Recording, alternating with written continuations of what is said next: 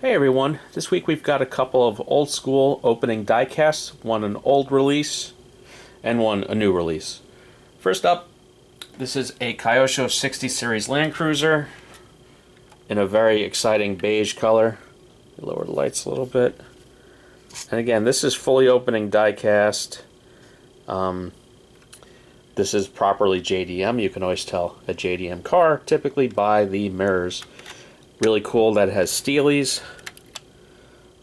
60 series I think is probably late 70s to early 80s. I'm not an expert on LandCruiser generations, but this certainly looks like a late 70s, early 80s car to me. So we have an open grille. We have, again, nice opening details. We do have kind of big pegs, but, you know, not exactly scale hinges. Painted under the hood, which is a nice detail. These had pretty big straight sixes. Probably, I know later ones had 4 liters. I'm not sure with something this old.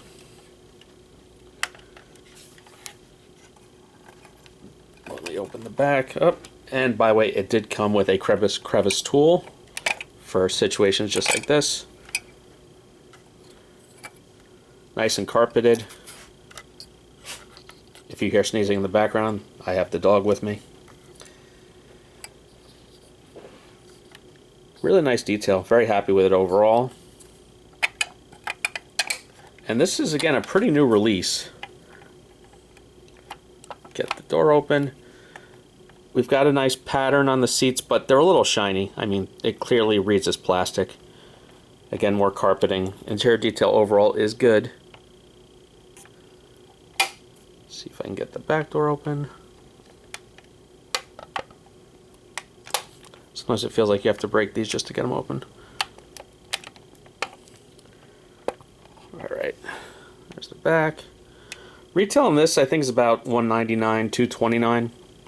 This was on sale about 3 weeks ago at Replicars for $119.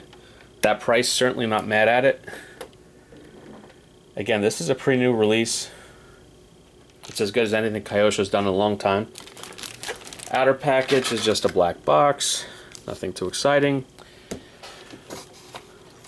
Just as a heads up, so packaging, you got your styro, your little paper wraparound, but this came underneath the car, and it's going to feel like you're going to break it when you remove it.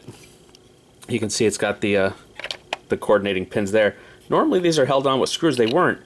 These are like metal push pins, and I swear to God it feels like you're going to break it to get the car off. But stick with it, be gentle, and you probably won't break it. Just a heads up if you get one of these. So next up, we've got a Dodge Dart. This is Highway 61.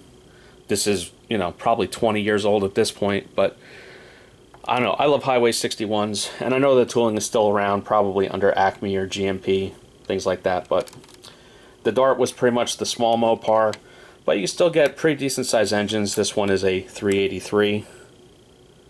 I don't remember the horsepower offhand, something like maybe 340, but I know you could also probably get a 340 in it.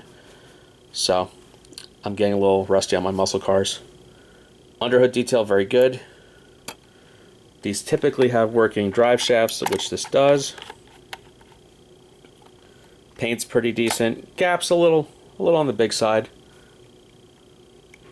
I think from memory the side windows rotate, the little vent windows. You got seat belts. You got carpeting and floor mats. Color's really nice too. It's kind of a teal.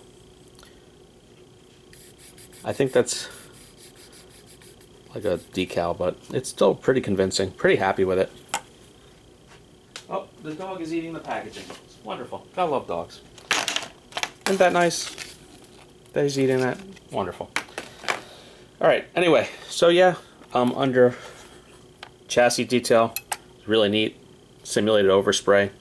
These were limited editions. I'm not sure what car number this is, but they were limited runs. Retail wouldn't have been much back in the day, maybe $79.